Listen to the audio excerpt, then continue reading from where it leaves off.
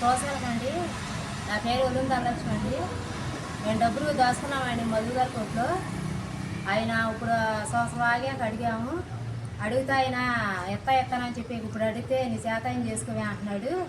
మొన్న బండి ఆపామండి. బండి ఆపేపాటికి జుట్టు పట్టుకుని అని చెన్న పెట్టి కొట్టాడు. కొట్టాక మేము అంతలో మా మరిది మా ఆయన వీళ్ళు వచ్చేపాటికి దాన్ని అంతలో పడద చేసి ఉడుగుతున్నాడు. ఈ మాటేనండి నేను చెప్పింది. మాకు 63,000 దాచుకున్నామండి, అవి ఇవ్వలేదండి. మాకు 3 ఆడపిల్లలండి. మేము కష్టపడి డబ్బులు దాచుకున్నామండి. ఆయన ఎత్తలేదండి. మాట్లాడితే మీ దిక్కుండా కూడా చెప్పుకోమంటున్నారు.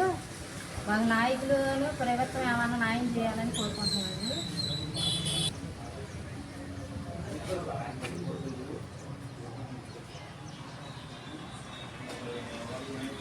చెప్పు. ఆ సోషల్కి రాయడం పాలివ్వండి. మా వదిన అన్నామా డబ్బులు ఇచ్చింది మధు గారికి మోహన్ రావు గారికి. అక్కడ వెళ్తున్నాగా మామూలుగా ఆపారు.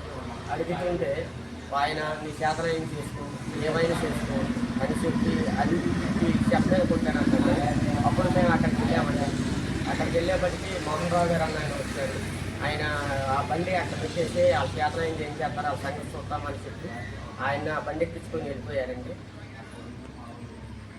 వాళ్ళకి 3 ఆడపిల్లలు అండి. వాళ్ళకి రావాల్సిన డబ్బులు ఇవ్వమని అడుగుతుంటే ఆయన బండి స్టేషన్లో అక్కడ